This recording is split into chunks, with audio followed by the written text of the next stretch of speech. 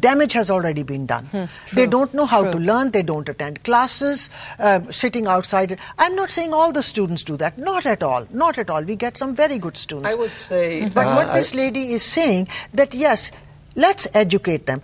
But also remember, equal opportunities do not mean equal outcome. Each individual must show some sense of responsibility and commitment to get that what we are looking for. Ava, are you still on the line with us? Yes, I am. Were you referring to a more government-run system as in funding for the universities? That is absolutely one of my points. And the other point is that in high school, I come from Belgium originally, and I found the system there, they really streamline kids into a direction so that by the time you finish high school, you know what your talents are and you know what your strengths and weaknesses are. So, if I may just respond to this, you see, when you are streamlining it, what one should be checking on the aptitude.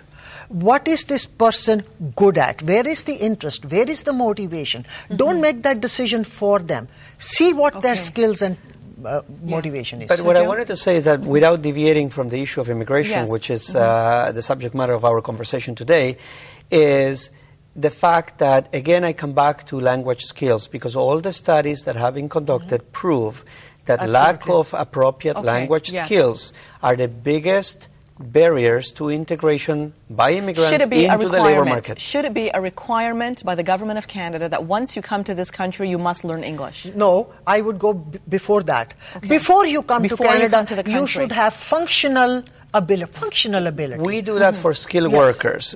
This is where the problem lies in the context of the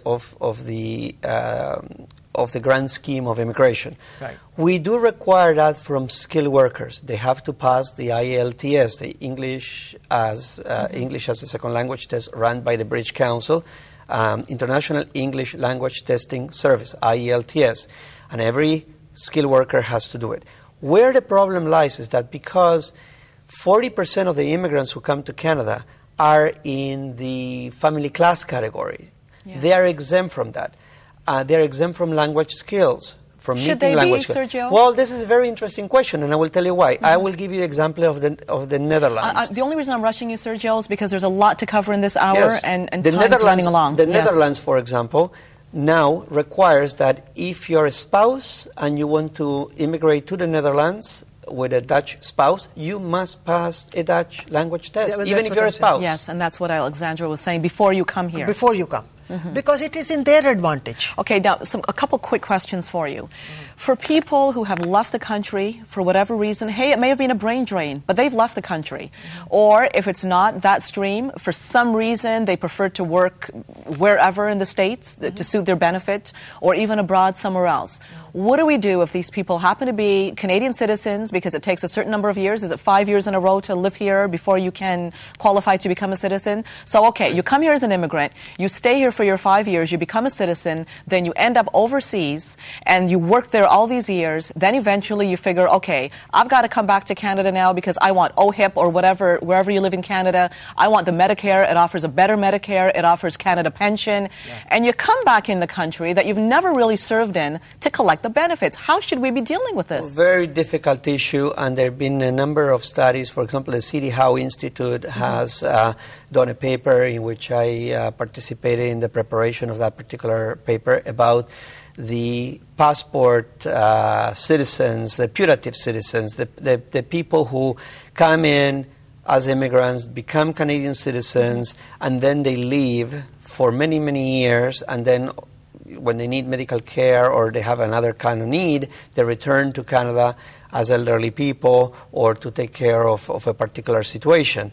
And the question is very, very complicated, very difficult. So how do we deal with it? As citizens, they have the right to come back by law. Yes. And the question is that it will take an enormous amount of political will to try to either do what the Americans do, which is force citizens abroad to file income tax returns. That is not in the cards right now. In the United States, if you're a U.S. citizen, you have to file income tax returns no matter where you live for life. Or, alternatively, to make them pay some sort of annual penalty for the right of maintaining the citizenship valid, or to require them to return to Canada every so many years. Now, all those options have drawbacks, and it's a very, very difficult discussion that will require an enormous amount of political will, which is non-existent in this country. Alexandra? Right now. Yeah, but we have seen what happened in Lebanon. We airlifted so many thousands people. You see, this is where I become terribly upset with the whole thing, and that you are taking advantage of this country and you have no right to do that. And you have come here by choice. Yes. You want to be in this country. Now, for God's sake, show some loyalty and some sense of responsibility and commitment to this country. You have no business doing this to us taxpayers. And I speak for all Canadians so who we are need doing a change to the system. And this is where I'm saying that it should be all-party agreement.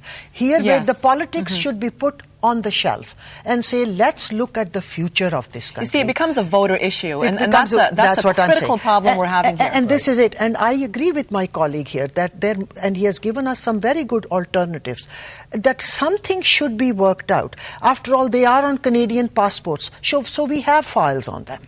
We know who they are.